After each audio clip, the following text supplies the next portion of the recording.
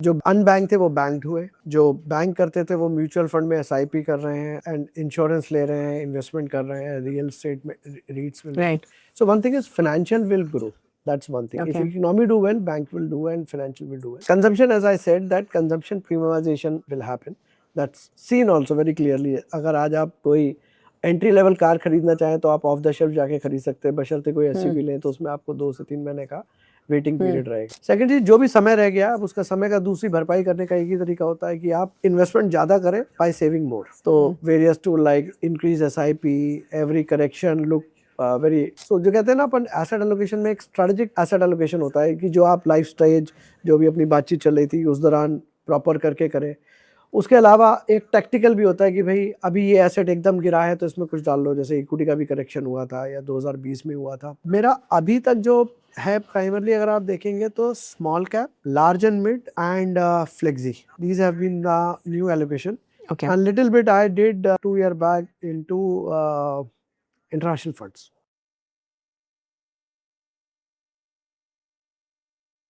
Hello friends, मेरा नाम नम्रता अरोरा है। Welcome back to mutual fund की बात। म्यूचुअल फंड की बात में हम ग्लोबल और Indian economic condition, commodity, stock markets, mutual funds, इन सब के बारे में बात करते हैं। और आज हमारे इस एपिसोड में we have with us mister Seemant Shukla, who is the CEO at Quantum Mutual Fund. Mister Seemant के पास बीएफएसआई सेक्टर में 25 साल से ज्यादा का लीडरशिप एक्सपीरियंस है। Banking, asset management, wealth management और इंश्योरेंस जैसे सेगमेंट्स में काम कर चुके सीमांत जी ने अपने करियर के दौरान कई बिजनेसेस को स्केल किया है। क्वांटम एएमसी से पहले वो जेएम फाइनेंशियल एसेट मैनेजमेंट के चीफ बिजनेस ऑफिसर थे, जहां उनकी लीडरशिप में एएमसी का एयूएम लगभग 7 गुना और एसआईपी बुक 8 गुना तक बढ़ी थी। इससे पहले वो Edelweiss group, Dhanlaxmi bank, Reliance general insurance और आईसीआईसीआई बैंक जैसे इंस्टीट्यूशंस में सीनियर लीडरशिप रोल्स में काम कर चुके हैं। एमबीए मार्केटिंग और चार्टर्ड वेल्थ मैनेजर सीडब्ल्यूएम क्वालिफिकेशन के साथ सीमांत जी वेल्थ मैनेजमेंट और एसेट मैनेजमेंट इंडस्ट्री के एक अनुभवशाली प्रोफेशनल के रूप में जाने जाते हैं।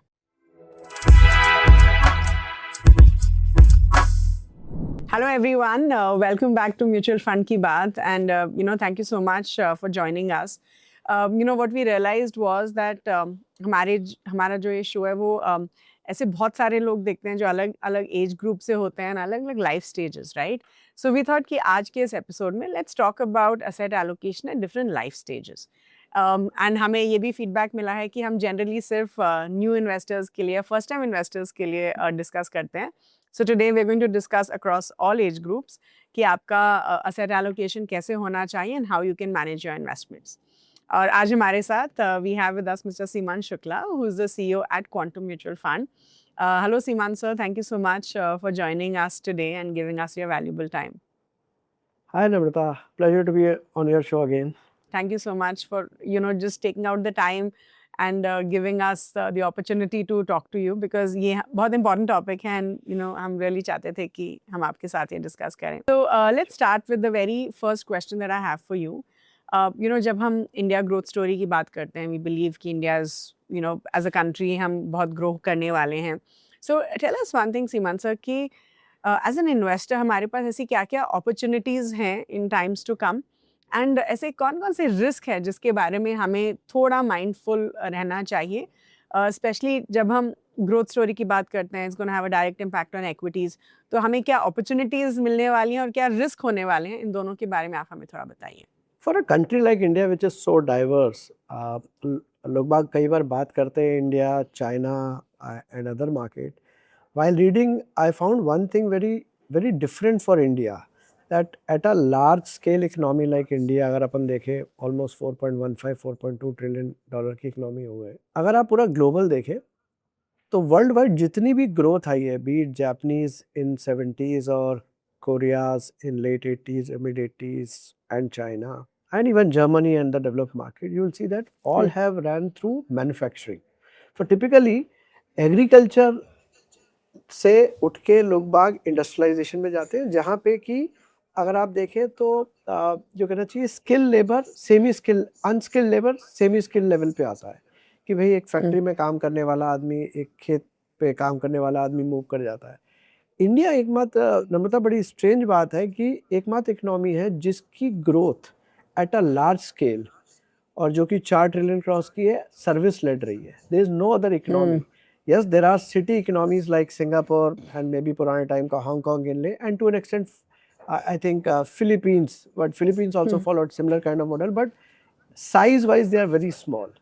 At a हाँ. such a large scale, there is no other economy. Typically it happened like agriculture, then industrialization, and then most skilled job is service sector, because there you require soft skill, understanding of tech or any other sort of services. India has done that, so that's a very unique thing, and I think it is because also because of कि India में जो चीज़ें manufacturing के लिए required थी शायद उतनी develop नहीं थी. जैसे चाइना ने may be late 70s early 80s में स्टार्ट किया, जिसका इम्पैक्ट उन्होंने 2098 में I think they cross 2 trillion and then 2007 3 trillion type. तो किसी भी मैन्युफैक्चरिंग के लिए आपकी logistic, skill labour, factory and all land and other things are to be there. India में वो नहीं था. शायद सर्विस ने लीप बाउंड किया and we delivered a great number. And now I think पिछले 8-10 साल में अगर अपन देखें तो जिस हिसाब का इंफ्रास्ट्रक्चर पे फोकस हो रहा है, जिस हिसाब की गवर्नमेंट स्कीम्स आ रही हैं, सॉफ्ट दिए जा रहे हैं, स्टेट्स के बीच federal competition is coming, I think that will be a topping on the overall growth. Okay. So very unique. So India growth story, I'll say manufacturing just started. So far very unique structure where service has contributed larger part, and still we are the very large economy. Third thing, coming to your point of what are the opportunities, so that's more of an economy side I say कि country अगर आप देखें 20-25 साल का data तो 6 से 7-7.5% तक grow करती है एवरेज, और 2.5 से 3-4% की पहले इन्फ्लेशन रही. अगर अपन 3 पकड़ ले, 4 पकड़ ले, that would be nominal, we should grow around 9 to 10. और अगर लेट से आज 4 ट्रिलियन है तो 2030 तक 6.25-6.5 ट्रिलियन होना बड़ी बात नहीं रहेगी हमारे लिए. ग्रोथ के लिए मेरे ख्याल से कुछ अच्छी चीज़ें हैं, जैसे मिडिल क्लास अपनी काफ़ी तेज़ी से बढ़ा है, इनका कंजम्पशन बहुत बढ़ रहा है. I think digital ecosystem country ने जो बनाया वो भी public market, unlike the global develop market जहाँ पे प्राइवेट सेक्टर पेमेंट और वो कंट्रोल करते हैं. यहाँ पे जितने भी अपने Aadhaar led, UPI led, ONDC type of चीज will ensure that more number of people will participate. Manufacturing मैंने आपको बोला ही है कि गवर्नमेंट ने 14 फिर आई थिंक 17 पीएलआई सेक्टर्स के लिए किया है. साथ में प्रीमियमाइजेशन भी हो रहा है, बिकॉज एक particular class is now moving into from Maruti to SUV. So that is also one sector और opportunity for the at the economy level. हाँ, रिस्क है, रिस्क ऐसा नहीं है. वैल्यू कभी भी मार्केट्स कहा जाता है कि रिफ्लेक्ट करते हैं इकोनॉमी का, but sometime valuation runs ahead of earning and कई बार पीछे होते हैं. तो इट्स अ साइकिल, कभी कोई चीज़ आगे कभी कोई पीछे, तो वो एक चीज़ है. Global shocks, we are privy to this energy crisis which we have seen. These are the thing. Federal के रेट्स, जियोपॉलिटिक्स, और थोड़ा बहुत मुझे लगता है कि retail euphoria should not, because when market do well, everybody thinks that they are the fund manager. So that should not happen, because in few markets which we have seen, this has happened. So should not happen. So these are the few risks broadly, but opportunities are much larger. Okay. तो आपको क्या लगता है semen से, ऐसा कौन सा sector होगा जो इन्वेस्टर्स को लॉन्ग टर्म वेल्थ क्रिएशन में मदद करेगा? आई थिंक 2-3 चीज़ें हैं. जैसे मैंने कहा कि फाइनेंशियलाइजेशन अगर आप इंडिया का देखें कि जो पहले अनबैंक थे वो बैंक हुए. जनधन, आधार, जैम, ट्रिनिटी वगैरह, आई थिंक 85, 86, 90 करोड़ के आसपास बैंक अकाउंट है. तो फाइनेंशियलाइजेशन का टेक्टोनिक शिफ्ट है. 145 करोड़ लोगों में से अगर आपके 90 करोड़ लोगों के पास बैंक अकाउंट है, बिग नंबर. प्लस गवर्नमेंट की other scheme will also include certain part of strata which are not covered under financialisation. That is second. So one is financial looks okay, because जो unbank थे वो bank हुए, जो bank करते थे वो mutual fund में एसआईपी कर रहे हैं एंड इंश्योरेंस ले रहे हैं, इन्वेस्टमेंट कर रहे हैं, रियल एस्टेट में, रीट्स में. Right. So one thing is financial will grow. That's one thing. If economy do well, bank will do and financial will do well. Consumption, as I said, that consumption premiumization will happen. That's seen also very clearly. अगर आज आप कोई entry level car खरीदना चाहें तो आप of the shelf जाके खरीद सकते हैं, बशर्ते कोई एसयूवी लें तो उसमें आपको 2 से 3 महीने का वेटिंग पीरियड रहेगा. Another thing is the manufacturing, led by maybe infrastructure support, because the amount of highways, railways, airports which will definitely add to manufacturing easiness of doing business and power sector. So that's one thing. Okay. As the country will age, the जो कहते हैं ना isolated रहती है एक particular thing which India will also see is a healthcare, because so far our healthcare system is evolving, a lot of new Right. things are happening. I think एक healthcare अच्छा रहेगा. IT भी selectively will definitely, IT has seen last 2-3 year has seen a different type of run, but I'm sure the way India has seen 2000 Y2K, IT will evolve with I don't know. AI. Yes, maybe मजाक मजाक में हम लोग कई बार बात करते हैं कि इंडिया शायद वो रोड नहीं बना रहा है, डामर नहीं है इंडिया के पास, कोल नहीं है जो आज की डेट में हाइपर स्केलर या चिप बनाने का है, बट अल्टीमेटली जब गाड़ी चलानी होती है, जब AI इम्प्लीमेंटेशन करना होगा, तो शायद इंडिया इंजीनियर और स्टेम की जो पॉपुलेशन इस देश की कंट्री की, that would be the real backbone to drive the AI in application side. तो मुझे Right. लगता है वो भी एक आएगा. So yeah, but not all IT, but those who will do well should do well. So these are the 4-5 things which looks decently good for a mid to long. Okay, wonderful. Okay, so Siman sir, Abhina, let's start talking about asset allocation, because that's like the main theme for this particular episode. तो सबसे पहले तो आप हम ये बताइए कि एक इन्वेस्टर के पोर्टफोलियो में एसेट एलोकेशन होना ही क्यों चाहिए. Like why can't I just say कि नहीं यार मुझे सब इक्विटीज में डालना है, आई लव इक्विटीज, बाकी देख लेंगे, right? So why do we need asset allocation? आप सिर्फ प्रोटीन खाते हैं क्या? सिर्फ प्रोटीन अच्छा होता है बॉडी के लिए, लेकिन सिर्फ आप प्रोटीन नहीं खाते, you need carb also, you need everything. तो सिमिलरली न्यूट्रिशियस डाइट की तरह asset allocation is also important. Hindi में कहते हैं अति सर्वत्र वर्जिते, एक चीज की. Oh my God, really? Is that the word for asset allocation in Hindi? Okay. Not in Hindi, but there is a saying in Sanskrit, अति सर्वत्र वर्जिते. अति हर चीज की हर जगह वर्जित होनी चाहिए. It's a ban. Extreme of anything is not good. Extreme is not good. So from that, see, I tell you, let's say somebody has taken a hell lot of position into equity, and you are now nearing your retirement, and market correct by 60-50%, and we have seen in 2008 market corrected by 50%.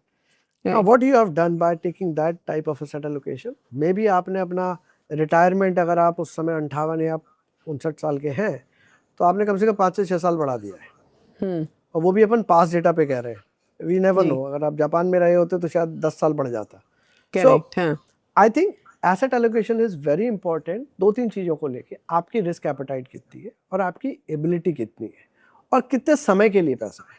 I think ये 3 broad vector define करते हैं. I lot of people say that thumb rule model of age wise, but मेरे को लगता नहीं है कि age is more important. I think life stage, life cycle are more important for asset allocation. Let's say उल्टा भी कह सकते हैं नम्रता, आप कह सकती क्यों ना पूरा पैसा एफडी में रखे जो पुराने टाइम में होता था. तो बेसिकली आप ये कह रहे हैं कि आप अगर 20 साल में एफडी करते हैं, 100% 20 साल की उम्र में एफडी में पैसा रखते हैं, तो शायद आपको 70 साल तक काम करना पड़ेगा रिटायरमेंट के लिए, ना कि 60. So I have given both side, एक साइड फुल इक्विटी, एक साइड फुल डेट, FD है. और कहते हैं ना कि अधिकतर लोगों के गोल फेल हुए because not because of bad fund, because of wrong asset allocation. जी. Okay, so okay, so let's define different life stages, okay? And I personally think कि अब शायद the whole world is changing, जहाँ पे जो life stages शायद आपने experience किए versus जो हमने experience किए versus जो शायद a 20-year-old is going to experience बहुत अलग होने वाले हैं, right? So let's define the life stages. So can we say कि your first life stage could be your 20s, second could be married with kids maybe, so which is your 30s, फिर आपके 40s हो सकते हैं जो maybe mid career, growing children and so on, and then maybe the retirement stage. तो अगर हम पूरी लाइफ को इन 4 लाइफ स्टेजेस में डिवाइड करें, then so firstly do you think this is right, और do you think life stages कुछ अलग हो सकती हैं? Do you think at a high level we can say that this is okay? Broadly ठीक है, बिकॉज अब वैसे तो कहते हैं पर्सनल फाइनेंस में पर्सनल पहले आता है, फाइनेंस बाद में आता है, दिस बाद में आता है. या तो personal is too important, but या ब्रॉडली अगर आप उसको डिवाइड कर रहे हैं एट अ 30,000, तो ब्रॉडली ठीक है. 30 से आप 20 से 30 के बीच, 30 से 40 से आप 45 के बीच, 45 से 60 के बीच, and then retirement. Broadly these are okay one. So मैंने रिटायरमेंट 50 के बाद लिखा है, saying because I feel कि You know, आजकल people want to retire much earlier. They're not looking Fire, at 60. fire, Fire, exactly, financial. right? Exactly. So I I think think that's it. so. If you ask me how typically these 4 stages which you have said should have asset allocation. Obviously, this is not a recommendation. One has to consult their advisor and plan it depending on their life stage में सबसे बड़ी चीज़ होती है मेरे ख्याल से risk profiling and understanding of the market because market doesn't check IQ, it checks EQ and where maximum number of people fail. So 20 साल के आसपास अर्ली करियर में आपका इक्विटी टिल्टेड ज़्यादा होना चाहिए because in your 20s your biggest asset is your future income which would be coming. तो आप उस समय रिस्क ले सकते हैं. अगर लॉस हुआ भी, भगवान ना करे, होगा साइकिल से, तो आपका रिकवरी के लिए आप पे टाइम है. तो वेक्टर जो है आपका लॉस का टाइम से कवर अप हो सकता है and you have that time. Gold का asset allocation depending on your risk profile 5 to 10 to 15% हो सकता है. डेट कम रहेगा, प्राइमरली इक्विटी और गोल्ड रहेगा. गोल्ड एज अ कुशन मैं मानता हूँ क्योंकि जब जब इक्विटी खराब करता है, gold act as a inversely proportional model typically we have seen. So early career start 20 should be more tilted toward equity. 30 से 40 typically, अब no doubt I'll not say married with kids because marriage are happening little late. So but 40 तक तो हो ही जाता है और let's say 45 तक अगर ले 30 से 45 42 45 के बीच, तो आप basically married होते हैं, kids होते हैं, sort of a sandwich generation because आपके तब पेरेंट्स एज हो रहे होते हैं, बच्चों की डिमांड और बच्चों के खर्चे होते हैं, वो सारे बढ़ रहे होते हैं. यू आर सैंडविच बिटवीन दूस टू थिंग. तो थोड़ा इक्विटी कम करना है, बट अभी भी टाइम है आपके पास 15-18 साल का. तो equity may not be 80 type but 60 to 70 that should be the one. थोड़ा बहुत डेट या बैलेंस फंड या हाइब्रिड फंड का टेक्सचर दे सकते हैं. गोल्ड 10 से 15% रख सकते हैं. तीसरा मिड करियर जो कि अपन कहें 42 to 55 56 टाइप रहे या 55 तक ही लेकर, तो प्राइमरली इस समय तक आपका 55-60 के आसपास इक्विटी होना चाहिए. 50-55-60 के आसपास. डेट का एलोकेशन हाइब्रिड से ले सकते हैं या बॉन्ड से भी ले सकते हैं. और गोल्ड 10 से 12% 15% के आसपास रख सकते हैं. Now this is something broadly. जब रिटायरमेंट की तरफ आप जाए तो आपका इक्विटी कम होना चाहिए. और एक और एसेट एलोकेशन में, ये तो मैंने आपको लाइफस्टाइल वाइज और एज के बताया. एक हम लोग क्वांटम में बड़ा एक अच्छा सिंपल प्लेन वनीला बनाया है हमने थंब रूल मॉडल. वी से 12-20-80. ओके. और ये बड़ा सिंपल है ना, क्योंकि कई बार क्या होता है आदमी भूल जाता है, समझ नहीं है, लेकिन ये सिंपल फॉर्मूला है. 12 महीने का खर्चा जो आपका है महीने का, व्हाटएवर मंथली एक्सपेंस, उतना आप लिक्विड फंड में डाल दें. तो basically debt allocation, emergency fund types. Exactly. अब डिपेंड करता है, अगर आप कंजर्वेटिव है थोड़े तो आप 12 की जगह 24 महीना रख लीजिए. अगर आप एग्रेसिव हैं, जैसे यंग एज है, तो आप 6 महीना भी कर सकते हैं. तो आपने 12 महीने का एलोकेशन इमरजेंसी में रख दिया, लिक्विड फंड प्राइमरली. डेट का जो आपका बचा हुआ पैसा है, 20 रुपये आप डालें गोल्ड में और 80 रुपये डालें इक्विटी में. लॉन्ग टर्म में you will also get a fairly decent compounding level of your wealth. So 12-20-80 is easy to remember. और अपने आप में 12 अपने आप में और 20 और 80 अपने आप में बता देता है कि किस ढंग से allocation करना है. तो this is one thing which we have promoting for a quite long period. But life stage fund जो अभी आपने life stage level पे जो बताया, मेरा सजेशन होगा कि हर व्यक्ति का अपना एक रिस्क की कैपेबिलिटी होती है, प्रोफाइल होती है, लाइबिलिटीज होती है. एक्चुअली एक टेकी बैंगलोर में काम कर रहा है, 40 लाख कमा रहा है 30 साल का और सिंगल है, उसके लिए शायद वो अलग थॉट प्रोसेस रहेगी. उसी एज का एक बंदा जिसकी एक बच्चा है, होम लोन है, पेरेंट्स है, उसकी लाइबिलिटी अलग होंगी और रिस्क टेकिंग अलग होगी. और कहते हैं ना, age is just a number on pan, the real thing is on your liabilities. So वो मेरे ख्याल से ज़्यादा सही तरीका होगा to take an advice from any advisor. But you know, I've also noticed कि जब लोग बहुत यंग होते हैं, let's say they are in their 20s, तो उनके पास उतना ज़्यादा पैसा इन्वेस्ट करने के लिए नहीं होता है कि वो असेट एलोकेशन कर पाएँ. See, in your 30s, 40s and all that, आप ज़्यादा कमा रहे हैं तो asset allocation becomes easier, right? कि ठीक है, मुझे महीने का 50,000 1 लाख इन्वेस्ट करना है, तो उसमें से I can easily segregate. लेकिन अगर मान लीजिए किसी को सिर्फ 10-20 हज़ार ही महीने का इन्वेस्ट करना है, तो फिर उसमें एसेट एलोकेशन मान लीजिए आपने बोला था कि इक्विटी एंड गोल्ड में होना चाहिए, अब गोल्ड इज सो एक्सपेंसिव कि आप उसमें गोल्ड में कैसे मैनेज नहीं, करेंगे? लेकिन मैं कह रहा हूँ जब मेरी शादी हुई थी तब गोल्ड 5,000 था, 5-6 हज़ार 2005-6 में। आज 1.5 लाख 2.25 लाख के आसपास चल रहा है। आई एम सेइंग तब हमारी तनख्वाह शायद जो आप कह रही हैं, हम भी उस समय अपने 20s में थे स्टार्टेड, लेकिन तब के हिसाब से, और द बेस्ट पार्ट इज आज की डेट में आपके पास म्यूचुअल फंड ETF जैसा अवेलेबल Option है। ऑप्शन है जहाँ पे आप फ्रैक्शन में खरीद सकते हो। आपको जरूरी नहीं है कि Yep, 10 ग्राम yeah. का सोने का पैसा इकट्ठा करना है। सो जी। One thing is you can create. आपका कहना सही है कि जब जब नए जॉब में आते हो तो आप पहले अपने शौक पूरे करने चाहते हो जो आपके माँ बाप के दौर के Yeah. दौरान आप नहीं कर पाए। Yeah. तो आई एग्री, बट मेरे ख्याल से थोड़ी समझदारी अगर वहाँ पे दिखाई जाए शुरुआत के दिनों में, और 10,000 की SIP से अगर आप स्टार्ट करें, अगर आप टॉपअप SIP कर दें 10% 15%, क्योंकि जब आप इनिशियल फेज में होते ग्रोथ के तो आपकी तनख्वाहें भी बढ़ती क्योंकि आपका बेस कम होता है। Yeah, exactly. तो आपकी परसेंटेज ग्रोथ भी होती है। तो अगर आप टॉपअप SIP जैसा सॉल्यूशन लेके एसेट एलोकेशन में अगर आप 12-20-80 टाइप में ही कर दें तो you will see in 10 year time you will create that type of corpus which is needed and which when you look back you'll say oh that I think what I did is right. तो ऐसा नहीं है Yeah. कि आप नहीं कर सकते हो, छोटे अमाउंट से भी कर सकते हो। म्यूचुअल फंड बहुत ही सिंपल साधारण सा कहना चाहिए व्हीकल है आपके लिए। Any investor you can even start with $1,000 also. Okay so तो अब ये बताइए सीमान जी की, एंड आई थिंक आपने शायद अपने पहले जवाब में इसका थोड़ा you did give a brief outlook कि जब हम असेट एलोकेशन के बारे में सोचते हैं तो हमें वैसी 2-3 चीज़ें क्या ध्यान में रखनी चाहिए before deciding an asset allocation. Like I think आपने बोला था कि age is probably one of the parameters, तो अब वो 2-3 चीज़ें क्या होनी चाहिए जिसके बेसिस पे हम असेट एलोकेशन डिसाइड करते हैं?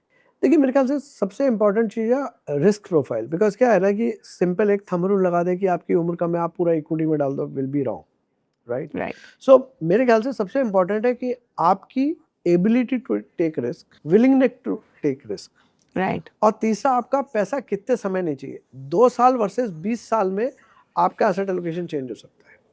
और ऑब्वियसली जो विलिंगनेस और एबिलिटी जो बोली उसमें आपकी घर की लाइबिलिटी, EMI, घर पे खर्चा, पेरेंट डिपेंडेंट है, बच्चे हैं, कोई any other liability, education loan अगर आपने लिया तो वो सारा कवर हो जाता है।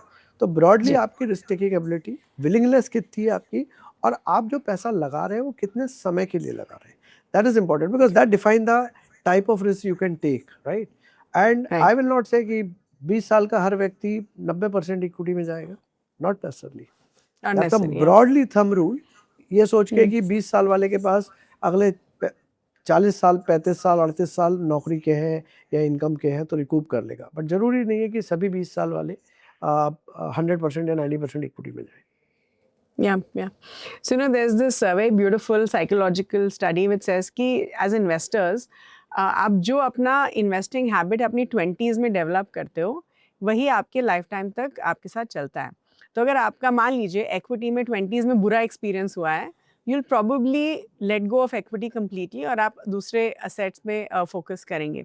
For example, like my dad, he said that जब when he was in the younger years, equity में बहुत सारे scams होते थे, ठीक है, and he said कि इतने सारे scams देखने के बाद, पैसा खोने के बाद, I never got back to it, right? अब जो है maybe in his 60s and 70s he is investing because now all of us are there to guide him, but तब I feel कि इसीलिए जो आप असेट एलोकेशन मान लीजिए आपने किया और आपने आपके असेट एलोकेशन के बेसिस पे बोला कि मैं तो रिस्क टेकिंग एबिलिटी बहुत कम है, मैं तो 90% या 80% FD में डाल देता हूँ, बाकी 20% इक्विटी में डाल देता हूँ। So going with that logic, शायद do you think the investor would continue the same habit, और डू यू थिंक उनको लॉजिकली देख के अपने असेट एलोकेशन को ट्रूली रिवाइज करना चाहिए? देखिए एक चीज मैं कहूँगा, data can provide a conviction, but जो आदमी एक्सपीरियंस करता है वो कंफर्ट होता है। अब चाहे वो FD का हो, पुराने ज़माने के अगर अपन लोग के पेरेंट्स का देखें तो they made money into FD, और उस जमाने में FD के इंटरेस्ट रेट भी बहुत अच्छे थे। हाँ, पब्लिक फाइनेंशियल इंस्टीट्यूशंस जो थे गवर्नमेंट सपोर्टेड, उनके आपको अगर 14%, 18%, 16% के बॉन्ड मिल रहे हैं तो यू डोंट रिक्वायर एक्चुअली। तो मैं बिल्कुल ये नहीं कहूँगा कि उन्होंने गलत किया, right, that is Yeah. One thing. हाँ, आज की डेट में समय के साथ इंटरेस्ट रेट कम हो रहा है, इन्फ्लेशन देश की कम हुई है, तो ब्याज दरें कम हुई है, तो यू नीड इन्फ्लेशन एडजस्टेड। और दूसरा, इंडिया की लाइफस्टाइल चेंज हो गई है। पुराने ज़माने में 80s में 5 घरों के बीच एक फ़ोन होता था, आज True. डिफरेंट स्टोरी है, पीपी नंबर Yeah. होते थे। So lifestyle of a country has change, rate of interest fix income के कम हुए, तो obviously you need certain type of different offering where asset allocation also plays important, but comfort ultimately comfort है। जिन्होंने 2012-13 तक real estate में अच्छे पैसे बनाए हैं, you can not challenge their experience because they have made money. हाँ, 2012 के बाद से 22 तक शायद लोगों ने उतने पैसे नहीं बनाए, उनको आप अगर बोलेंगे तो दे मे थिंक कि हाँ you are right, but I think थोड़ा टेस्ट करके they can build a conviction.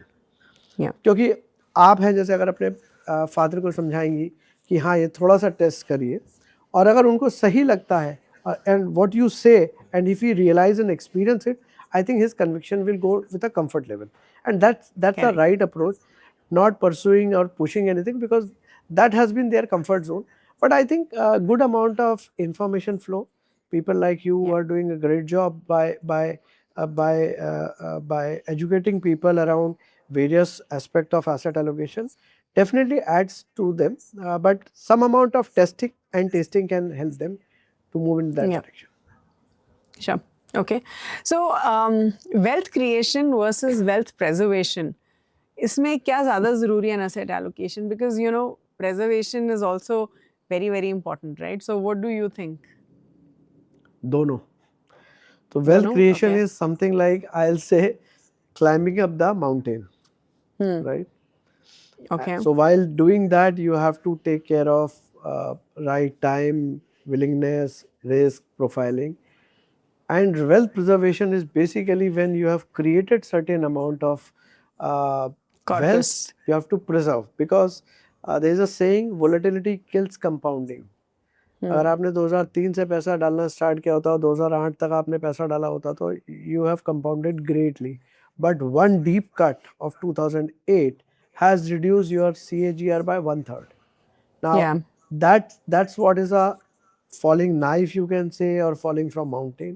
वो कहते भी है ना कि यूजुअली एवरेज का डेटा अगर आप देखें तो maximum number of life loss are on down hill, not on climbing. So Yeah. that is also important. So obviously, while creating a wealth, you have to take care of things. And once you create it, it becomes very important, and especially with the Indian context of society, कि typically parents अपने बच्चों के लिए क्या छोड़ के जा रहे हैं, there is a norm which goes. I think that transfer of Wealth. succession or transfer of wealth becomes important, because suddenly if you lose out everything, whatever you have created through accumulation of 20, 50, 30 years can go haywire. So preservation is also important. So sizing up with right asset allocation at a right time of your lifestyle also plays very vital role. Okay now ऐसा एक scenario बताइए सिमन जी कि let's say कि एक इंसान है जिसने invest करना शुरू ही नहीं किया है and you know they are probably nearing retirement for example, right? इतना फोकस नहीं किया वेल्थ एक्यूमुलेशन पे and let's say now this individual is late 30s, तो उनको क्या डू यू रियली थिंक अभी भी टाइम है, समय है टू एक्यूमुलेट इनफ वेल्थ? क्योंकि ये बोलते हैं कि समय तो चाहिए, राइट? आप जितना जल्दी शुरू करेंगे उतना बेटर है, but for all our viewers जिन्होंने शायद इन्वेस्टिंग के बारे में उतना सोचा नहीं, they were worried you know working on maybe higher incomes, लेकिन अब वो इन्वेस्ट करना चाहते हैं, तो what is your advice to them? देखिए, दो चीज़ें इसमें नम्रता जी, की पहला तो कि पिछले 10-12 साल में ही 15 साल में ही म्यूचुअल फंड में प्रॉपर ट्रैक्शन आया है। 2012-13 तक 6-7 लाख की इंडस्ट्री थी, और कैपिटल वाइज अगर चेक वैल्यू देखें तो मेरे ख्याल से 25-30 लाख करोड़ ही आया होगा, मार्क टू मार्केट मिला के आज इस लेवल की। NPS भी करीबन 10-11 लाख करोड़ के आसपास होगा मेरे ख्याल से। जो आप कह रहे हैं लूज आउट या कैचिंग अप टाइम जो है, अगर एज निकल गई, मेरे ख्याल से एक तो ये चीज़ है इंडिया के लिए शायद लागू ना हो, क्योंकि larger population of hours is less than 35-40, 30-35, so broadly that will be covered. But yeah, there would be certain people who might have thought कि यार मिस हो गया है, अब कैसे कैचअप करें। तो दो चीज़ें, एक तो गोल अगर आपका रिटायरमेंट या ठीक ठाक पोस्ट जॉब आपकी लाइफ जीनी है, तो एक तो अपने खर्चे बड़े क्लियर कर लें। यानी अगर आप इनकम नहीं बढ़ा सकते तो अपने खर्चों को साधें, that's one thing, right. Lifestyle cost you have to curtail accordingly. Second चीज, जो भी समय रह गया, अब उसका समय का दूसरी भरपाई करने का एक ही तरीका होता है कि आप इन्वेस्टमेंट ज़्यादा करें बाय सेविंग मोर। तो various tool like increase SIP, every correction look very, so जो कहते हैं ना अपन एसेट एलोकेशन में एक स्ट्रेटेजिक एसेट एलोकेशन होता है कि जो आप लाइफ स्टेज जो भी अपनी बातचीत चल रही थी उस दौरान प्रॉपर करके करें। उसके अलावा एक टैक्टिकल भी होता है कि भाई अभी ये एसेट एकदम गिरा है तो इसमें कुछ डाल लो, जैसे इक्विटी का भी करेक्शन हुआ था या 2020 में हुआ था, तो उस टाइप की अपॉर्चुनिटी भी देखें। तो टैक्टिकल पे भी प्ले कर सकते हैं, that can play in favour, but ज़रूरी नहीं है कि वो आए, क्योंकि साइकिलें अलग अलग एसेट के अलग अलग टाइम पे चलती है, that is one. Second thing, top up SIP type की चीज़ें यूज़ करें। ड्राई पाउडर रखें, जो कैश कहते हैं कि जब जब मार्केट करेक्ट हो तो ज़्यादा डालें। बट नेट यही पॉइंट है कि अगर समय निकल गया है तो आप अपने गोल को थोड़ा ट्रिम करें। अगर आप सोच रहे थे कि आपको 10 करोड़ रिटायरमेंट के लिए चाहिए होंगे खर्चे के हिसाब से, तो आपको खर्चे ट्रिम डाउन करने पड़ेंगे, there is no other option. But एक गलती जो लोग करते हैं, don't get into a revenge risk model, कि अगर समय छूट गया है तो कोई आड़ा तिरछा टिप पे स्मॉल कैप या कोई ऐसा स्टॉक ले ले कि जो 10 गुना हो जाएगा, किसी पड़ोसी ने लिया था। आई think that type of mistake should not do in sort of desperation, मेरा ये सजेशन होगा।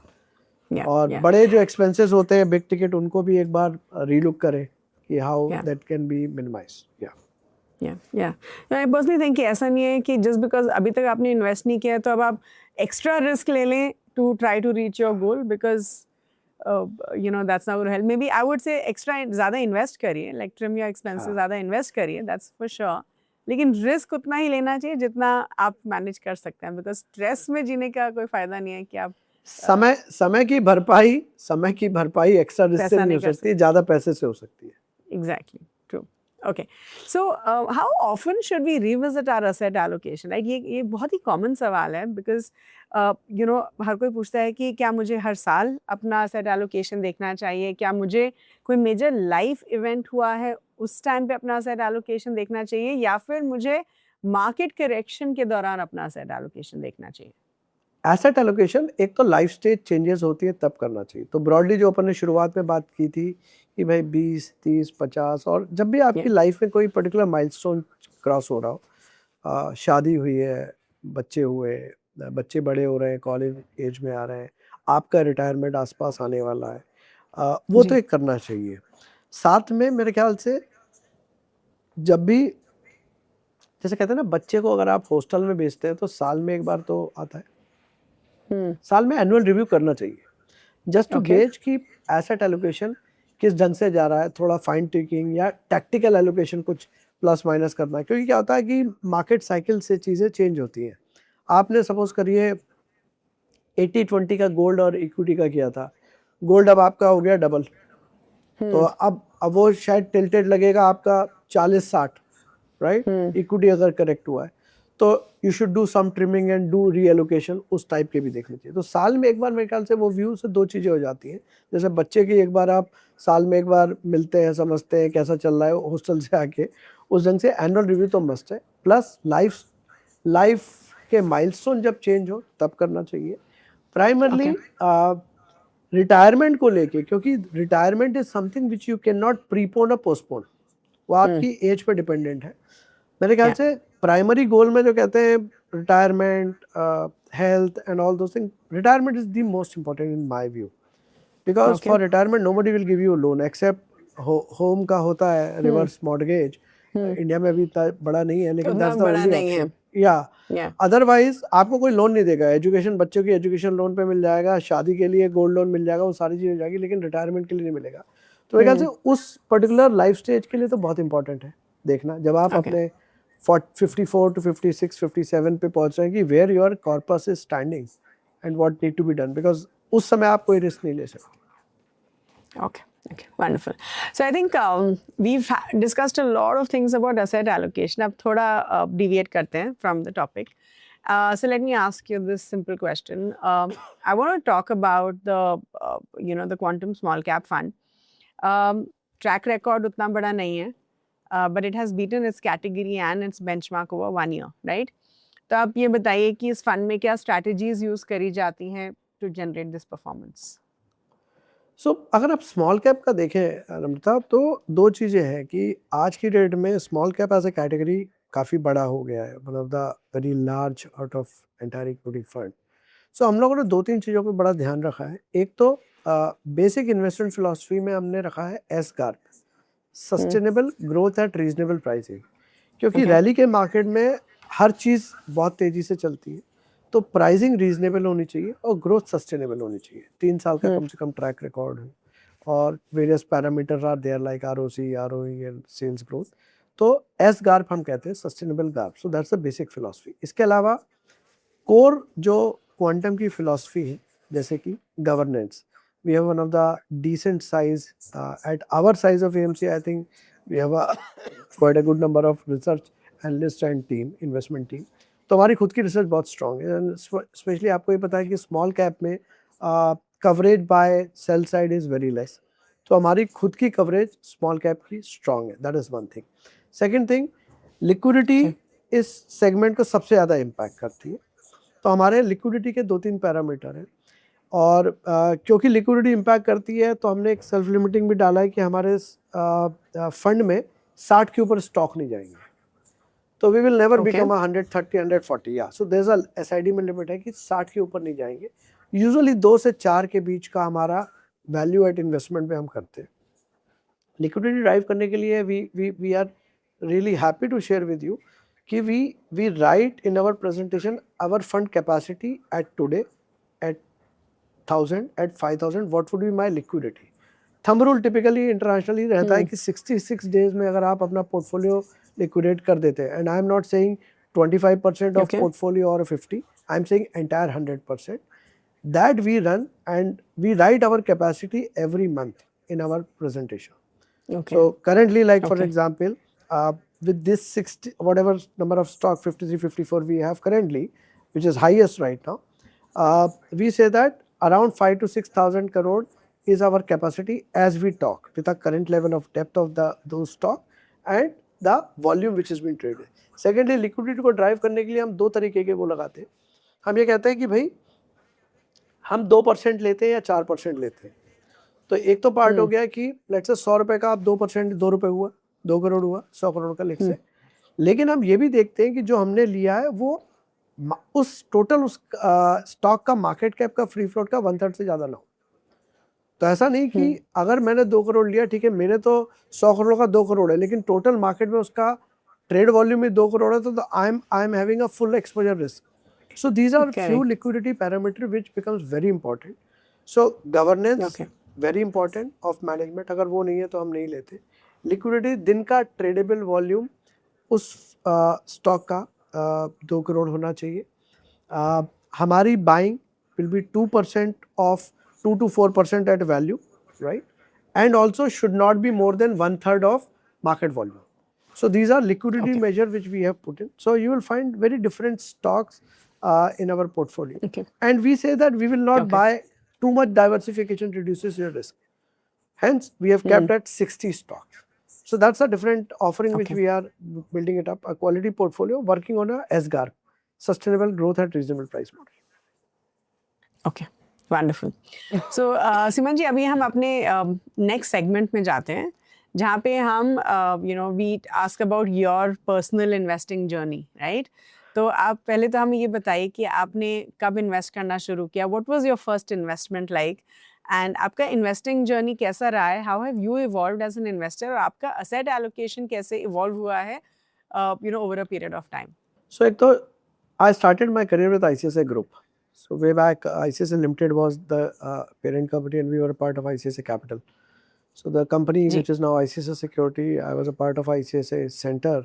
And we used to have a product called ICICI Direct. So पहला तो stock ही लिया था because we started our journey that. But I think few mistake, and I found this very very strange. I don't know how, whomsoever I met, Namrata, कि जिसने शुरुआत के दिनों में F&O किया है, made money. So I'm talking about हाँ 25 year back. I also made some money. और जब जी कॉन्फिडेंस ओवर कॉन्फिडेंस लेवल पे पहुंचता है, वैसे ही आपको मार्केट झटका देके हम्बल कर देता है. तो शुरुआती ट्रेड तो F&O समझा, पैसा बनाया और बहुत सारा पैसा गंवाया. सो फर्स्ट लर्निंग, उसके बाद कभी जी लाइफ में मैंने F&O नहीं किया. आई थिंक 2001 के या टाइम किया होगा. उसके बाद कुछ स्टॉक्स लिए, बट मार्केट रैली था, तो 2x 3x 4x हुए और निकल गए. आई think that was one mistake. While when I moved to asset management, you have to close the account and you have to keep with one. I closed my old account and I did analysis कि अगर वो stock रखा होता तो शायद नौकरी करने की जरूरत नहीं पड़ती. So that's a one mistake which I did. But I think wow 2004 onward, 5 onward, I started properly into mutual fund. तब SIP इतना नहीं करते थे, लेकिन हाँ, whenever bonus and other thing. और जैसा आपने शुरुआत में कहा कि पैसे ही नहीं होते तो आप इन्वेस्ट कैसे करोगे. उस ज़माने में तो खैर जी पेमेंट भी कम होते थे. But whatever bonus used to come, I started investing in mutual fund. Uh, I think one mistake I did was I moved from investment side to insurance. 2008 में मैंने थोड़ी profit, loss booking, loss recovery, whatever you call, I did that, but not full amount. And since then, 2005 onward, I think I'm investing regularly till now, and I have invested okay across the asset classes. I have being a part of wealth industry also in my previous stint. I had a understanding of taste of REITs, structured products, alt PMS and everything. But right now, if you ask me, my entire portfolio, obviously there's some part of equity because of ESOP and other thing, but primarily 70 to 27 is my ratio of okay equity and debt include my all PF and little bit in bonds which I bought way back. So that's the broad structure, but I do have an international exposure also, primarily Indian, but yeah, gold also is there around 11 to 12%. Okay can you tell us आप कौन से funds में invest करते हैं in equities equity mutual funds जो हैं आपके वो कौन से So हैं I think primarily abhi of late I am re-looking at mid cap, because mid cap is like a 150 stock and there is a certain amount of money is flowing, and hence you will see that correction ji didn't happen on a valuation side, whereas large and small cap has corrected significantly with all these ji things going around. तो मेरा अभी तक जो है primarily अगर आप देखेंगे तो small cap, large and mid, and flexi. These have been the new allocation. Okay And little bit I did 2 year back into international funds. Almost 2.5, 3 year back. Okay so international funds में which markets is it generally US और do you look at other markets as well No. So I actually took a bet on Taiwan also way back when one AMC came with NFO. I was in wealth, and I found that why not. Okay And I had invested in China because in my earlier company there was a China fund. So I invested in Greater China Fund. I invested in US also, but US Tech one. But primarily US, China, and Taiwan, not Europe, not BRICS and others. Okay, okay. Fair enough. So, okay, so let's understand this कि आपको क्या लगता है कि अगर हम अपना portfolio देखें, right? What are the signs that tell you कि एक जो equity fund है उसने successful comeback किया है, right? तो आप you know what is it that you look at in a particular fund जो आपके पोर्टफोलियो में है एंड लेट्स से कि वो अच्छा नहीं कर रहा है लेकिन you still hold on to it क्योंकि आप बिलीव करते हैं कि वो शायद कम बैक करेगा. तो वैसे वो क्या साइंस होते हैं जो आप देखते हैं टू सी कि क्या वो फंड कम बैक करेगा या नहीं करेगा? देखिए मेरे को लगता है, and this is my personal opinion, not to be seen as anything else, कि रीसेंसी बायस बहुत ज़्यादा इम्पैक्ट करता है.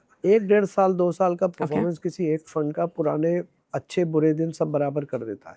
तो टिपिकली मैं कंसिस्टेंसी को बहुत ध्यान से देखता हूँ, और कंसिस्टेंसी में Okay. भी मैं रोलिंग रिटर्न देखता हूँ, one thing. Point two point कई बार डिस्टॉर्शन देते हैं, और मैं एनुअल रिटर्न भी देखता हूँ. तो CAGR के अलावा Okay. साल दर साल where it has, and I never look for a number one fund of each. because various analysis and theories have been there कि जो फंड नंबर 1 नंबर 2 होता है वो आगे जाके क्वार्टाइल 3 क्वार्टाइल 4 भी जाता है. तो broadly I look for while taking my investment option quartile 1 रहे ठीक है, नहीं तो क्वार्टाइल 2 होना चाहिए. कंसिस्टेंटली अगर आप देखेंगे mathematical model says that if somebody stays short period में quartile 2 for a longer period time it will move on to a edge of quartile 1. That's my own analysis. Okay. तो Okay. consistency Okay. Up beta by down beta. Because क्या होता है जब market तेजी होती है तब सबसे ज्यादा पैसा आता है. अगर किसी फंड ने 10% मार्केट ने 10% रिटर्न दिया, फंड ने 15% दिया तो हमें लगता है बहुत बढ़िया बीट किया. लेकिन अगर वही फंड मार्केट के 10 गिरने पे 15 गिरा तो फायदा नहीं है. Then better you buy a passive fund, right. तो up beta up capture by down capture मैं चेक करता हूँ. ईयरली परफॉर्मेंस देखता हूँ. क्वार्टाइल 1 के टॉप वालों को यूजुअली मैं नहीं देखता. लॉन्ग टर्म में मैं देखता हूँ कि क्वार्टाइल 2 के अबव एरिया में अगर कोई है that's a good one. And fund manager की चर्निंग, फंड मैनेजर की, because that is very important. Except few funds I have not seen where कि फंड मैनेजर चेंज होने से परफॉर्मेंस या फिलॉसफी चेंज ना हुई. So that is also very important thing for me. Yeah, no, I agree. I think fund manager एक बहुत बड़ा role play करते हैं in the performance of your fund. And I think अगर fund manager change हो रहे हैं तो आपको डेफिनेटली उस फंड को देखना चाहिए. That's for sure. नहीं, प्रोसेस होती है, ऐसा नहीं है नम्रता, प्रोसेस है कुछ फंड में. लेकिन अधिकतर फंड में I will say 20% funds have a very very said process and delivered also. In 80% process said but imbibed or covered with fund manager CIO philosophy. So I segregate that part. Yeah. No, because even if I feel अगर एक process set भी है तभी every individual has their own ethos, every individual has their own risk taking ability, right? तो वो उसमें आपके portfolio में definitely reflect करेगा as a fund manager. भले आप process के अंदर ही you are managing your style within the process, right? But it'll change. Right. It'll change. Okay so एक बिहेवियरल क्वेश्चन है. बहुत सारे इन्वेस्टर्स जो मैंने देखे ना वो उनको बहुत फोमो हो जाता है कि कोई एक स्टॉक बहुत अच्छा कर रहा है या कोई एक फंड बहुत अच्छा कर रहा है. सब लोग इसमें इन्वेस्ट कर रहे हैं, मुझे भी इन्वेस्ट करना चाहिए. व्हाट इफ मैं नहीं इन्वेस्ट करूँ and I lose out, right? How do you navigate these fads, right? इतने सारे जो market fads होते हैं. It could be a sector, it could be a theme, it could be a category, it could be a stock. As an investor हमें क्या करना चाहिए जब हम इतने टेम्पटेशन होता है टू इन्वेस्ट इन फैड्स? तो एक तो ये चीज़ है, पर्सनल बता रहा हूँ, this is purely for my how I see now. So I started my career in 2000 when IT was raging, right? There was a concept of ICE, information communication and entertainment. ICE was the word. Then we saw a second rally of infra, power and realty in 2007, 6-7 time, right? Right. Then we saw NBFC from 16 to before debacle of 18. 17 was that rally. 21 was new age companies and IPO, and recent one has been a PSU and defense, if you have seen, right? Typically now after 3-4 all jhatkas I have seen, I usually look for which has fallen the most. जो सबसे ज्यादा गिरा है. हाँ, okay. Life में जो कहते हैं ना gravity takes you there. So mean reversal जिसका हुआ है, अगर एवरेज किसी का 12% रिटर्न है और -6 दे रहा है तो 12 पे आएगा. जैसे कहते हैं ना कि इंडिया की इकोनॉमी 20 साल का डेटा होता है 6, 6.5, 7% से ग्रो की है. अगर वो 3% से ग्रो कर रही है तो वापस 6 पे आएगी. And if you capture that side, तो मैं अब आजकल वो जैसे मुझे लगता है अभी IT can be a right thematic thing for personal, for my own, because right now 20% it has gone because of whatever AI news and everything. So look for a contrarian. Although I am a firm believer that retail investors should not look at thematic, because every whatever I have told you, be it infra, be it IT, every rally has created a bubble and then bust happen. Later on भले sustainable number आए हो, चाहे IT के रहे हो या infra के रहे हो, बट ब्रॉडली अगर आप देखें, for a normal investor better to look for a well diversified portfolio with a risk adjusted decent return. do not run away with these thematic thought process. That's the firm belief. But broadly, there are people who want to capture. I don't believe in this, but I take a contrarian call. If something has doomed Okay. out, then one should look at, because you are buying at a lower cost. Yeah. Okay. That's my personal philosophy. No, I completely agree with you, and I also personally don't believe in sectors or themes, but that's again my personal thing because मैं उतनी ज़्यादा risk taker नहीं हूँ, and मुझे लगता है कि diversified equity funds would be my favorite, like a और good fund flexi manager cap कर fund. रहा है ना आपके हिसाब से. Fund Exactly, manager is doing yeah. That role is his, कि भाई अब Yes. आईटी पे ओवरवेट होना है या बैंकिंग में होना है या फार्मा में होना है. Why you Yeah. Have to put a brain, let him do his job. Exactly, yeah. So tell me, Seemant sir, कि let's say कि आपने जो है, I'm sure आपने कितने साल से इन्वेस्ट करें तो आपने वो मार्केट साइकिल्स देखी हैं जहाँ पे आपका पोर्टफोलियो काफ़ी गिरा होगा. So what do you do जब आपका पोर्टफोलियो में या तो नेगेटिव रिटर्न्स हैं या फिर एटलीस्ट अगर आपने लॉन्ग टर्म के लिए इन्वेस्ट किया तो आई डोंट थिंक नेगेटिव रिटर्न्स होते हैं पोर्टफोलियो में, but at least you would see a big downfall in your returns. तो आप, what is your reaction like, आप क्या करते हैं उस टाइम पे? 2008 वाले में तो मैं कुछ नहीं कर पाया था, means didn't have any money. But उसके बाद जब भी फॉल हुए तो आई हैड ड्राई पाउडर, मैंने तब पैसा Yeah. डाला है. Okay. So I use this as an opportunity to Opportunity. invest more in that asset class. So Okay. એટલે 3-4 बार से तो God has been kind कि इन्हें तब नो डाउट वो कहते ज़रूर है, बड़ा इजी होता है कि when everybody is into fear you become greedy and vice versa. Psychological tough होता है. जैसे 2020 में it was tough because you didn't know where it will end, where it will go, but tried, थोड़ा बहुत किया, फायदा रहा. So typically अब मैं लॉस यूजुअली देखता नहीं हूँ. I don't see my portfolio very often. I don't Okay, see on okay. a daily basis NAVs and other things. Okay. Just one last question before we move to the last segment. What are some of the learnings that you had from equity markets? Like, as someone who's been part of the industry, आपकी ऐसी क्या learnings रही हैं, क्या गलतियां रही हैं जो आपने equity market से सीखी हैं? So I think one thing is market को outsmart नहीं कर सकते somewhat में. Okay. There are people who talks about the successes, but there have been a plethora of failures which people don't talk. जी. So one thing is market makes you humble. Give time to the market. Volatility, risk is not volatility. Risk is when you lose your capital fully, right? Yeah. अगर capital recover हो जाती है time zone में तो I think it's a volatility, and volatility आप अपने favour में भी प्ले कर सकते हैं. दैट इज सेकंड जी. थिंग. थर्ड थिंग, मार्केट को बहुत ज़्यादा भी आप ट्रैक करके कुछ बहुत ज़्यादा नहीं कर लेते. तो I many time for a retail in my earlier role with Wealth Outfit, I usually used to say Hero Honda model. Fill it, अगर shut it and forget it. बात होता है ना Okay. पुराना जब 80 किलोमीटर का, कि अगर आपका एसेट एलोकेशन ठीक है, आप fill it, shut it, forget it. ना एक्चुअली दो प्रकार के लोगों ने पैसा बनाया है. या तो आप वैसे वाले हो कि आप खाना खाते वक्त भी मार्केट को देख रहे हो, हाँ. you don't have a time for lunch, या फिर आप मार्केट भूल ही गए हो. You just अब forget it midway and नहीं हो सकते. और वही प्रॉब्लम है. सो मेरी पर्सनल यही है कि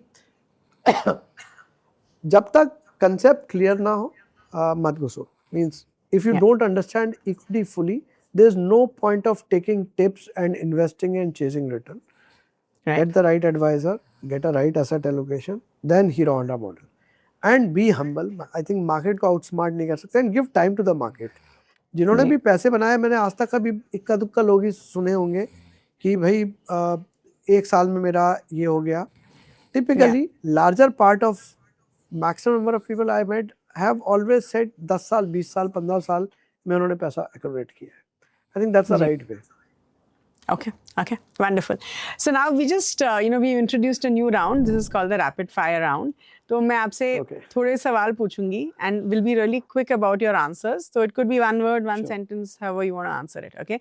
अगर आपको explain करना है, feel free to explain as well. Yeah. Okay. Equity or debt for peace of mind? Hybrid. Okay. All right. Okay. One investment जो हर किसी को start करना चाहिए before turning 25. asset class wise you are asking or way Any wise? investment, just any one investment that you think. I think India need discipline. SIP is a right way. Wonderful. It's, Okay. I'm not saying as an asset class. I'm saying more as a disciplined, behavioral disciplined manner, Behavioral discipline. which we lack. Okay. Okay. Biggest asset allocation mistake जो Indians generally करते हैं. Mutual fund means only equity. Yeah, I agree. There are actually. hybrid, there are multi-asset product, there are debt product, and there are time when debt does really well. Yeah. जिससे भी बात करो आदमी कहता है mutual fund यानी जब अपने परिवार में ही मैं लोगों से मिलता हूँ तो म्यूचुअल फंड में काम करो यानी इक्विटी मार्केट में करो. Equity market में करो. Yeah. Okay. International exposure ज़रूरी है या ऑप्शनल है? आई थिंक डिपेंड करता है again.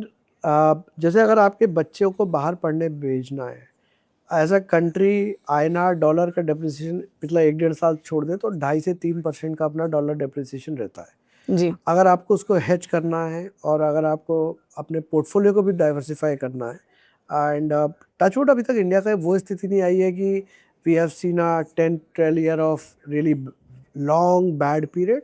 But from a geographical diversification point of view and from a goal point of view of education and other thing, can be a good asset allocation. I'll say one should look at. Yeah. Okay. One financial habit that actually beats high returns. I think compounding. Okay. And discipline. Okay. So basically, अपना mind multiplier नहीं कर पाता है. अपना mind multiply नहीं कर पाता. आप किसी को प्लस बोलोगे बोल देगा. जैसे मल्टीप्लाई करते हैं we fag out. So I think that's one thing which should be a part and through discipline mode you can. Okay. If you could give one investing rule, what would that be? 12-20-80. Okay. I think I kind of expected that. Okay. Someone in their 20s, do you think debt funds में investment होना चाहिए?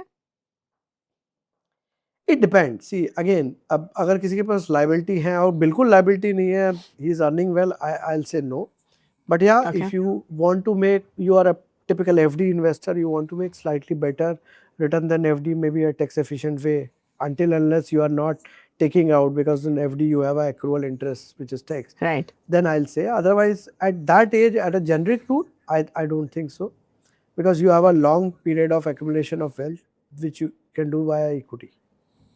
Okay. Biggest financial mistake people make before 30? I think we in bull market everybody thinks that they are the fund manager.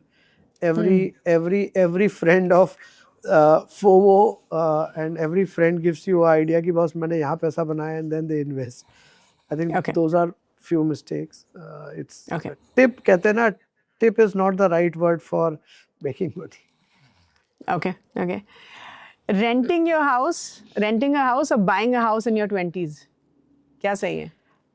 So I'll just give you some data point. When I was in a public financial institution and we used to have a home finance company, I think at that time, India average home loan taking age was 36, 37.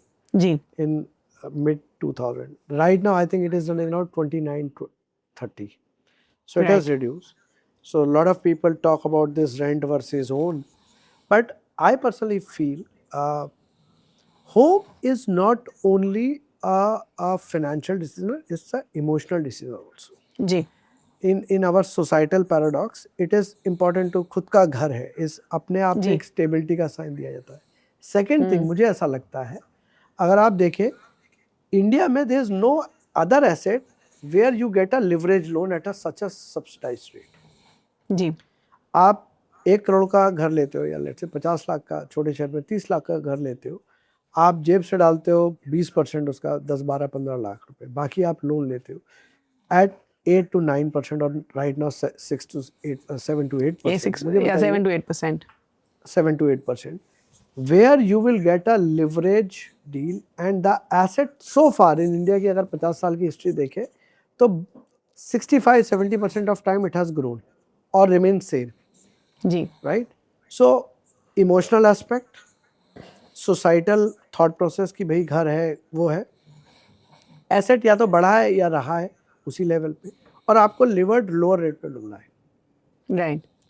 Over lever will I will not say, but for staying, if you are buying first property, it makes sense. But yes, Okay. there are options. People say that I will make. See, it looks good on Excel, XIRR, and CAGR, but emotional touch which you get from home as a safety net is something which is beyond mathematical excels. या but you know I think अभी घर को लेके अगर हम देखें trend काफ़ी change हो रहा है because I see lot of people जो बोलते हैं कि हमें अच्छे बड़े घर में रहना है जो हम खरीदने के लिए वी कैन अफोर्ड तो will stay in rent and we are okay to just pay rent. You know I don't think the younger generation worries too much about societal pressure right. मतलब I agree, but data says that the average home loan taking age has gone down. That's also one paradox. You are right that people want to you live once in life, whatever YOLO. अच्छे घर में And रह you low. want to हाँ. live yeah, you live Yeah. only once. I agree, but there are both sides of set. There are certain people who say that why to get. Another thought ये है कि भाई घर ले लिया तो you get stuck, and with today's mobile life, today I'm working in Mumbai, next day I'm in, let's say, in Bangalore, Exactly. or third day I'm in somewhere. So that's also one practical thought process. But many a Yeah. time this emotional part goes out of a Excel, that parents, if somebody is at 30 and whole life their parents live in rented life, for him buying a home would be a biggest achievement for from a parent's point of view. यार बेटे का हमारे घर हो गया है, बेटी का हमारा घर हो गया. So these are very very personal question. I will not give a black and white answer. But what Sure. data suggested on home loan, I just thought of sharing with you. या but home loan के बारे में भी next question. Home loan prepayment या investing what is better? अगर मान लो home loan ले लिया तो what is better? So I will say home loan, अगर आपका टैक्स बेनिफिट ले रहे हो regime 1 में, that is okay. So you take some benefit. The smarter way are the OD wala home loan, where you put money into that, so your interest is charged less, and as and when markets see any correction, you can take out that money from OD and use it for that way, and continue the benefit of tax saving whatever you are getting under Section 24. OD. Right. Okay okay. Insurance first या investments first, क्या पहले आना चाहिए? I think term life first, because when you start, maximum number of thought process हमारी ये रहती है कि भाई इमरजेंसी आ गई तो पैसा कहाँ से आएगा, इस चक्कर में हम FD में पैसा रखते हैं या सेक्शन कम में रखते हैं, राइट. अगर आप अपना एक टर्म इंश्योरेंस ले लो, मैं तो कहूँगा शुरुआत के दिनों में टर्म इंश्योरेंस जितना बड़ा अमाउंट का मिल जाए ले लो, because at the rate which is fixed at your buying time remain for entire remains journey, forever. Yeah. right. So जितना अमाउंट आपकी वो लाइफ क्या कहते हैं उसे, ह्यूमन लाइफ के बेसिस पे Human आपको life में, इंश्योरेंस कंपनी दे, you should take it as early as possible. I think एक हेल्थ इंश्योरेंस में टॉप अप प्लान ले लेना चाहिए, मे बी 5 Right. लाख का लो प्लस उसके साथ, और उसमें आप जब चाहें एडिशन कर सकते हैं दैट वे. जी. सो ये अगर 2 आपने ले लिए तो फिर आपकी सारी इमरजेंसी, हेल्थ और डेथ के अलावा सारी emergency can be postpone Managed, और but prepone, it can also be managed with your investments and emergency fund. या Yeah. तो फिर अगर आपकी ये 2 चीजें आपकी सेट हो गई, then you can take a slightly higher risk at a younger age. So I will suggest take term plan, take a health plan with some top up और super top up, and then invest. By just because of these 2 eventualities आप पैसा low interest regime में रख के you lose out the compounding factor. Okay. जब हम 40s में होते हैं क्या हमें alternate investments को भी consider करना चाहिए, likes of SIF and so on? देखिए, अगर आपको थोड़ा डिफरेंट कुछ चाहिए, there are platform like SIF, AIF and others. Mutual fund plain vanilla simple है. जब आपको समझ हो जाए और मार्केट की इतनी हो जाए कि let's say market are in sideways, और आप बेंचमार्क लेट रिटर्न नहीं चाहते हो, you want something absolute type of return, then AIF, SIF type of thing. और यहाँ पे लेकिन आपको रिस्क के काउंटूर समझ आने चाहिए कि हेजिंग कितना हो रहा है, लिवरेज कितना है. जैसे AIF में you can go up to 200%. certain type of if you have created certain level of wealth, then you can look at for example private credit. अगर आपको मार्केट में जाना है, now mutual fund cannot go into private market, right? Ji. For that you have to go to Cat 2, या Right. SME lead है या all those thing. सो आपका clarity होनी चाहिए कि उस इन्वेस्टमेंट व्हीकल से आप चाहते क्या. टिपिकली अगर आप AIF देखेंगे तो they are more of a absolute return or a certain niche class segment offering. And if you have Yeah. made enough money, like I will not suggest somebody that who has a total 2 crore of net worth at 40 or whatever age you are saying and invest in AIF or a 30 lakh rupees of total AUM corpus and going for SIF one day. SIF. Yeah, Okay. it can be 5 to 10% depending on your corpus and subject to you have a understanding where you are investing. And I think there are now good number of advisors who have cleared the examination and doing the right job. You should consult them. Sure. Okay. Wonderful. That was about it, Siman sir. Thank you so much अपना valuable time हमें देने के लिए. I think it was a great conversation.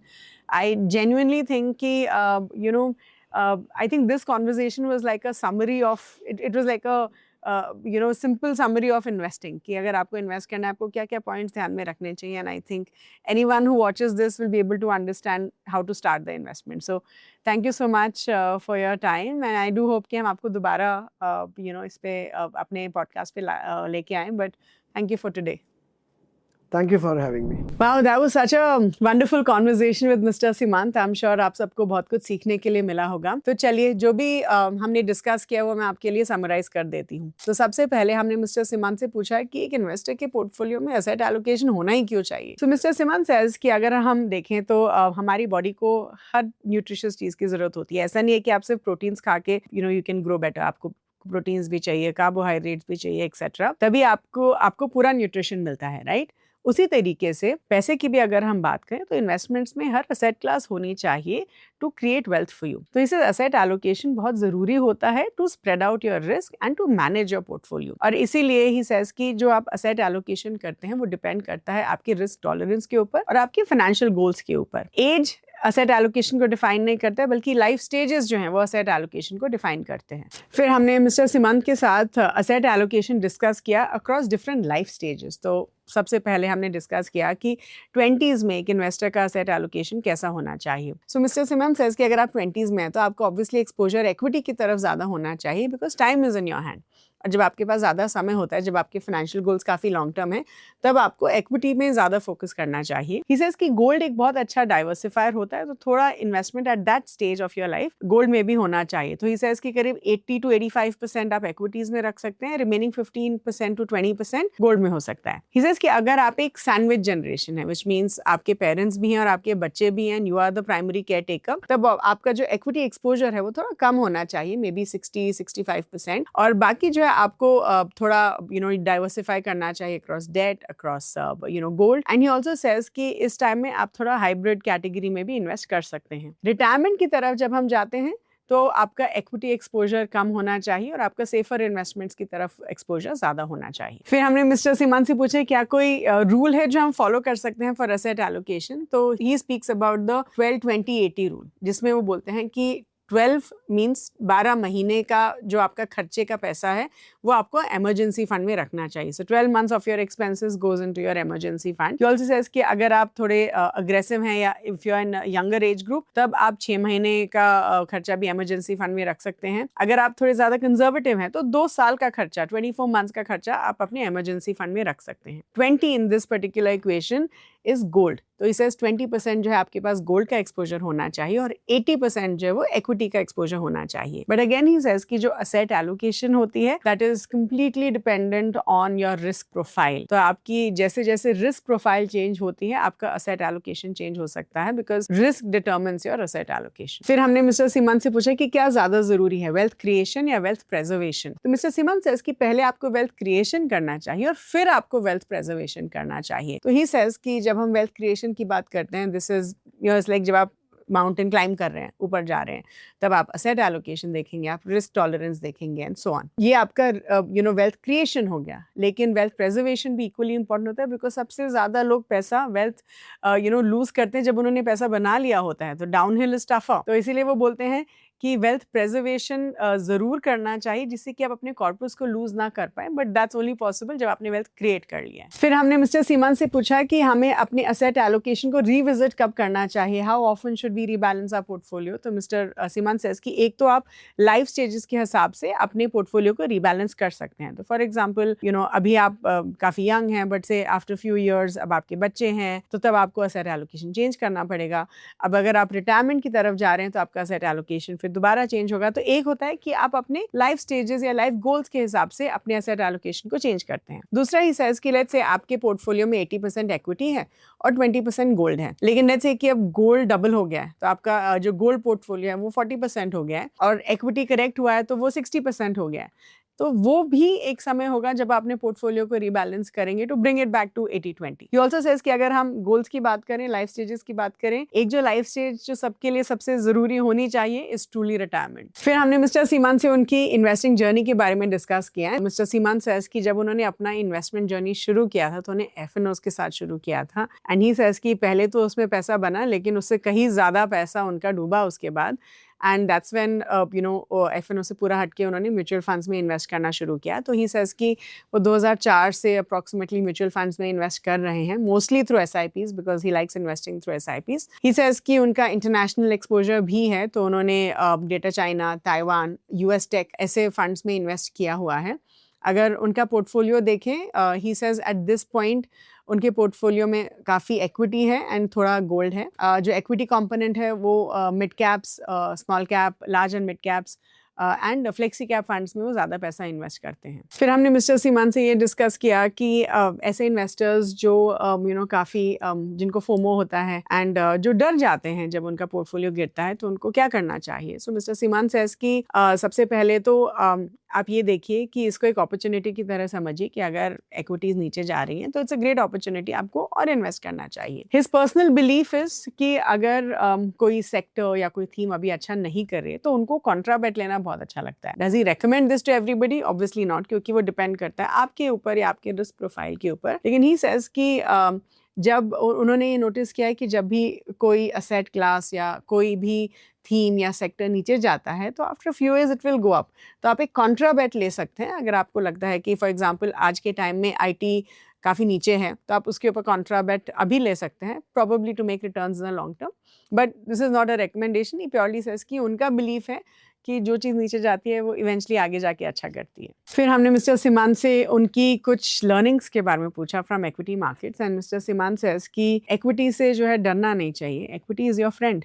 तो he says कि सबसे पहले अपने रिस्क टॉलरेंस को समझिए और उसके हिसाब से डिसाइड करिए आपको किस में डालना है, किस में नहीं डालना है। इक्विटीज़ को हमेशा समय देना चाहिए। आप जितना ज़्यादा समय देंगे उतना आपको कंपाउंडिंग का बेनिफिट मिलेगा। एक डिसिप्लिन्ड अप्रोच के साथ इन्वेस्ट करिए through SIPs. Asset allocation of course बहुत ज़रूरी होता है, असेट एलोकेशन डेफिनेटली करना चाहिए। ही ऑल्सो सेज कि वॉलिटिलिटी रिस्क नहीं होता है, तो जब भी मार्केट नीचे जाती है उसको अपॉर्चुनिटी के तरीके से यूज करिए। स्टे इन्वेस्टेड इन इक्विटीज, क्योंकि अगर वो नीचे गई तो वापस आएगी, right? So you have to just give it time, जो सबसे ज़रूरी चीज़ होती है। ही ऑल्सो सेज कि इक्विटीज़ में रिटर्न्स को उतना चेज मत करिए। हर रोज़ अपना पोर्टफोलियो देखने की ज़रूरत नहीं है। You can check your portfolio maybe once a month, once a quarter. And he also says कि सिर्फ ऐसी इन्वेस्टमेंट्स में इन्वेस्ट करिए, ऐसे प्रोडक्ट्स में इन्वेस्ट करिए जो आपको खुद समझ में आते हैं। So that was about in this particular episode. Thank you so much for watching. I do hope आप सबको बहुत कुछ सीखने के लिए मिला हो। आई डू होप आपने एसेट एलोकेशन को अच्छे से समझ लिया हो। Please do like this video, share with everyone, and please do subscribe to the Groww mutual fund channel, which is called Mutual Funds with Grow. Thank you so much for watching.